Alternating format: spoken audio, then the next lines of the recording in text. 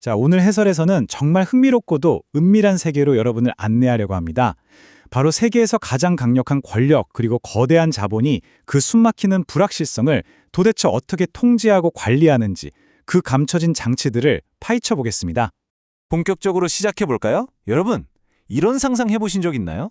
세상에서 가장 이성적이고 합리적이어야 할 권력의 중심부에 알고 보니 가장 비합리적으로 보이는 자문가들이 숨어 있다면 어떨까요? 참 기이한 모순이죠. 흔히들 미신이라고 하면 정보가 부족하거나 뭔가 불안한 약자들의 전유물이라고 생각하기 쉽잖아요.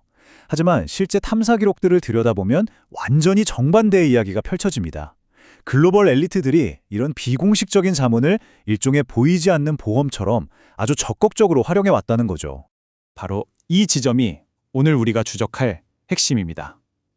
가장 합리적이어야 할 권력의 중심부에서도 가장 비합리적으로 보이는 자문은 결코 사라지지 않았다. 오해하시면 안 되는 게 우리는 지금 이들을 조롱하려는 게 아닙니다. 권력과 자본이 거대한 불확실성 앞에서 과연 어떤 방식으로 대처를 하는지 그 진짜 메커니즘을 냉철하게 분석해보자는 겁니다. 제1장 정치와 우주의 언어입니다. 엘리자베스 1세부터 레이건 백악관까지의 사례를 통해 정치 권력의 최정점에서는 무슨 일이 있었는지 구체적인 증거들을 바로 확인해보죠. 여기서 정말 흥미로운 사실이 하나 있습니다.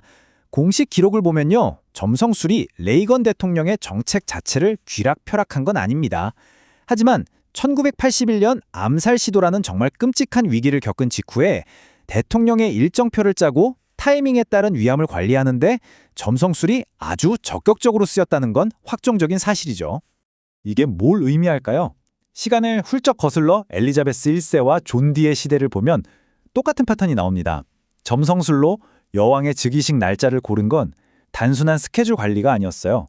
권력의 정당성을 무려 우주의 언어로 번역해내는 작업이었던 겁니다.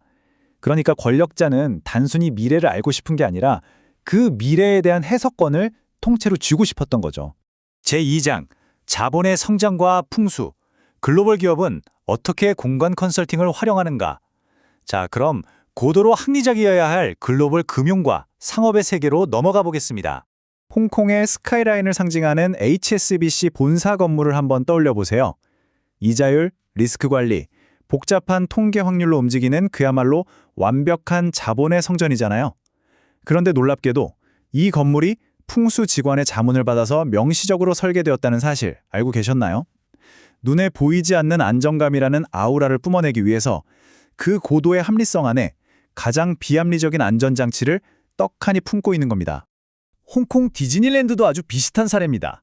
죽음을 연상시킨다고 해서 숫자 4는 전략적으로 싹 피하고 부와 번영을 의미하는 숫자 8을 극대화해서 공간을 설계했죠.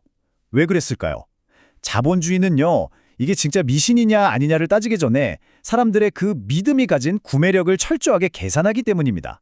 여기서 중요한 포인트는 이 패턴이 끊임없이 반복된다는 겁니다. 합리의 극치를 달려야 할 권력과 자본의 중심에 비합리적 자문이 항상 공존하죠. 잃을 게 많고 불확실성이 클수록 무언가 통제감을 되찾기 위한 최후의 비공식 언어가 간절히 필요했던 거겠죠. 제3장 상속, 은밀한 연결선, 그리고 책임. 사적인 믿음이 공적인 영역으로 들어올 때 이제 이런 은밀한 자문들이 거대한 부의 이동이나 국가적 수준의 정치와 얽혔을 때 과연 어떤 파장을 일으키는지 파헤쳐 보겠습니다. 홍콩의 여성 억만장자였던 니나 왕의 유산 분쟁 사례를 보면 이 기이한 흐름이 아주 명확하게 드러납니다. 놀랍게도 쿵수사가 단순한 조언자를 넘어서 무려 위조된 유언장 논란의 한가운데 상속 수중자로 등장하거든요. 가문의 부와 연속성이라는 그 거대한 질서를 통제하는데 이런 비공식 자문이 얼마나 깊숙이 침투할 수 있는지 보여주는 꽤나 충격적인 사례입니다.